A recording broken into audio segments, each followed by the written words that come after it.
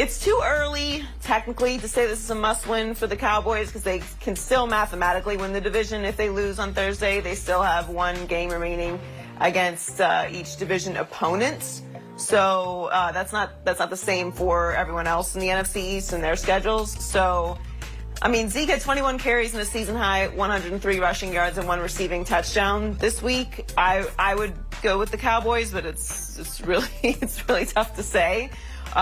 Looking at the landscape of the NFC East. But to me, when I think of who's going to win this division and who it really actually matters for, I feel like the way that this season's gone, it really would only feel significant to me as far as, what you're building if the Giants or Washington won the division. And I would actually tend to say that it wouldn't even really be that great for Washington to win the division because they're still looking for a quarterback. Well, so to me, the Giants winning the division with Daniel Jones, with Joe Judge, that would seem like a significant accomplishment. Every other team in the division, it's like, okay.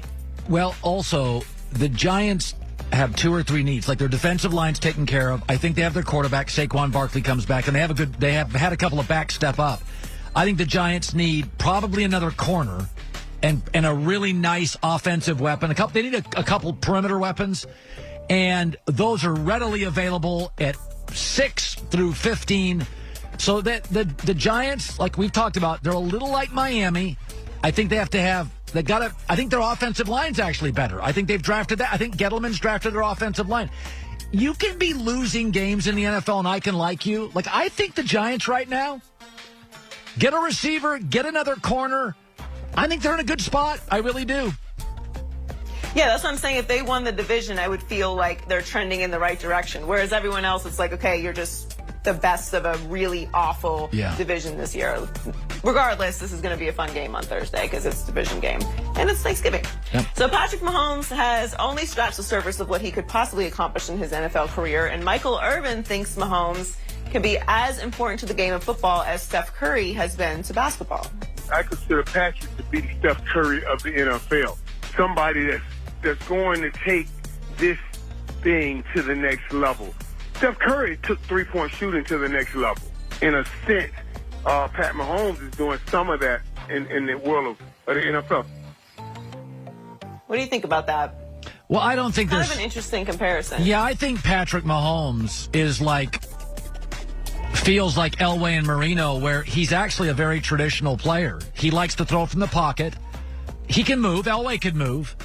I think Curry was just revolutionary because he was so unique. I think he's more Russell Wilson. I think Patrick Mahomes is kind of traditional. Big arm, confident. You can trust him. Like Elway was great from behind games, quick release. He had a kind of a spotty college career, but Elway didn't win big in college. He didn't. Russell Wilson, we don't remember a lot of his college. Last year at Wisconsin was good. So I don't see Mahomes as a unique or revolutionary talent. I just think maybe twice a decade, Joy, we get the next Elway. And I think with Mahomes, he's smart enough. He's a grinder. He's got a great arm. He's mobile. I just think I don't think he's a unique quarterback talent. I think he's a great traditional quarterback talent who came from kind of a weird, quirky college offense, so we didn't watch him.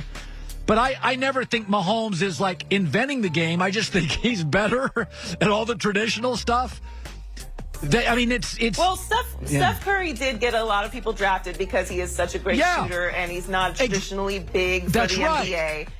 I would say I understand what Michael's saying. Mahomes has all the creativity and he has the sidearms and all those things that he does that makes him unique. But I would actually say that Russell Wilson maybe is a better comparison. Because Russell Wilson, now Patrick Mahomes did get Jordan Love drafted this year, I think. But Russell Wilson has set the tone for a smaller quarterback who is not traditional. And he has gotten a lot more guys drafted and kind of changed how we look at that position as far as what you need for the quarterback position. Yeah, like some guys like LeBron. Nobody's drafting a player and saying, I think he's the next LeBron. Like, LeBron's just great. Patrick Mahomes is just great. Like, nobody's saying, I guess he plays a little loose, but sometimes somebody is just a unique generational talent. I don't think Kobe got guys drafted. I don't think Michael Jordan got Kobe drafted. I think Kobe was great, and they said, he plays a little like Michael. But Mahomes to me is just what you want. 6'3.5", big arm, coachable, focused, fun, confident but not cocky. And I think about once a decade we get one. That's about it. Yeah. No, he's a dream, but to your point, I don't think he's going to get a lot of guys drafted, although I do think that the comparison to Jordan Love did help him this year.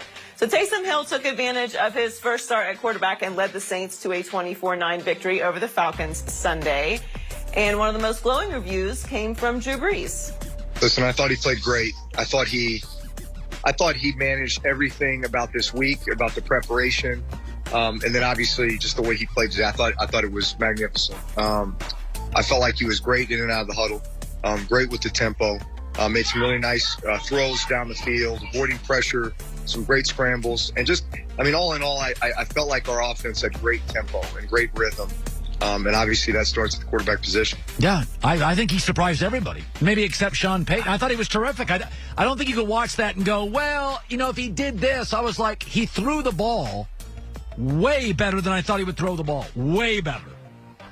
I wasn't sure what to expect, but if I'm being honest, I did not expect it to go as well as it did. I was leaning a little towards the negative, but I was just going to remain open-minded because, to your point, we got to trust Sean Payton. He's a Super Bowl winning coach. He sees him every day in practice.